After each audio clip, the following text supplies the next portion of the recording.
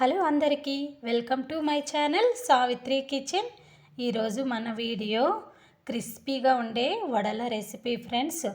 బయట క్రిస్పీగా లోపల సాఫ్ట్గా ఉండే ఈ వడలనైతే చాలా ఈజీగా అయితే ప్రిపేర్ చేసుకోవచ్చు. ఈ వడలకైతే పప్పులు ఏవి కూడా నానబెట్టి రుబ్బుకోవాల్సిన అవసరం లేదు ఫ్రెండ్స్. చాలా ఈజీగా అయితే ఈ వడలనైతే ప్రిపేర్ చేసుకోవచ్చు. ఈ వడలనైతే నేను తోట కంది గింజలతో అయితే చేసి చూపించబోతున్నాను ఫ్రెండ్స్. చూసారా, వీటినైతే మా సైడ్ తోట కందులు అని అయితే అంటాము. వీటిని నేను 1/2 kg వరకు తీసుకున్నాను. ఇందులోనికి 2 ఆనియన్స్ని అయితే సన్నగా కట్ చేసుకొని తీసుకోవాలి. ఒక 10 పచ్చిమిర్చి, 1/2 స్పూన్ వరకు సాల్టు, కొంచెం కొత్తిమీర, 1 ఇంచి అల్లంనైతే ఈ విధంగా సన్నగా కట్ చేసుకొని అయితే తీసుకోవాలి. ఈ గింజల్లోనికి కొన్ని నీళ్లు పోసుకొని 1కి 2 సార్లు అయితే కడిగి తీసుకోవాలి.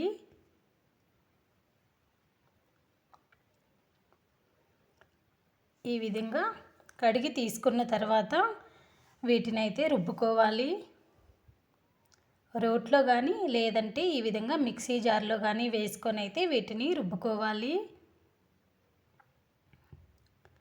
గింజల్లోనికి కొన్ని పచ్చిమిర్చి మరియు అల్లం కూడా వేసుకొని అయితే మరీ నున్నగా లేకుండా కొంచెం కోర్సుగా అయితే కొన్ని అవసరానికి సరిపడు వాటర్ని అయితే వేసుకొని రుబ్బుకోవాలి.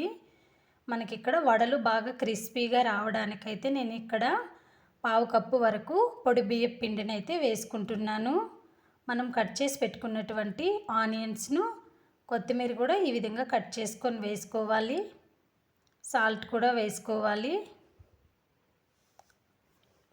వీటన్నింటినీ వేసుకున్న తర్వాత ఒకసారి బాగా కలుపుకోవాలి.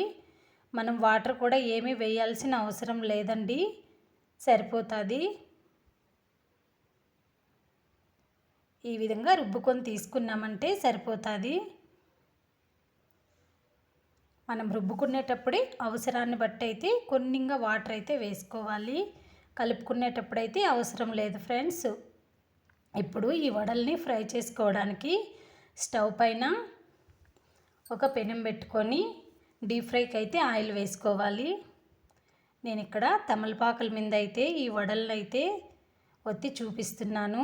ఈ విధంగా అరచేత్తో తమలపాకు పైన పెట్టి ఒకసారి ప్రెస్ చేసామంటే వడ అయితే రౌండ్గా అయితే వస్తుంది. మీరు కావాలంటే చేత్తో కూడా ప్రెస్ చేసి అయితే వేసుకోవచ్చు. ఆయిల్ బాగా వేడెక్కిందో లేదో చూసుకొని ఈ వడలు అయితే మంటని లో ఫ్లేమ్లో పెట్టుకొని అయితే ఒకదాని తర్వాత ఒకటి నెమ్మదిగా అయితే ఆయిల్లో వేసుకోవాలి.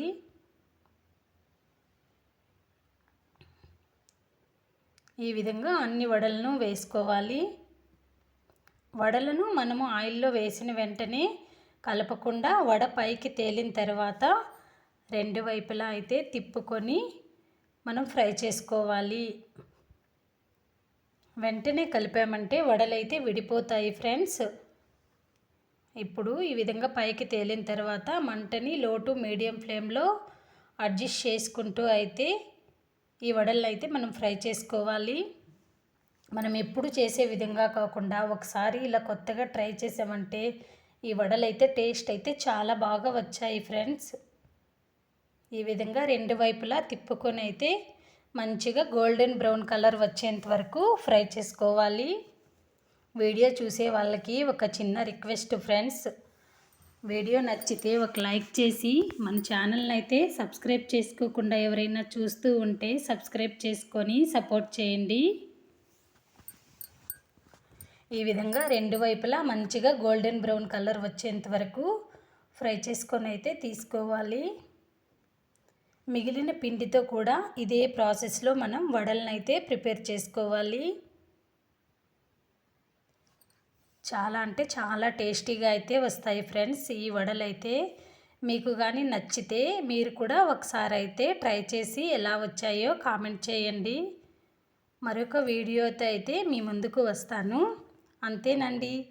Thanks for watching.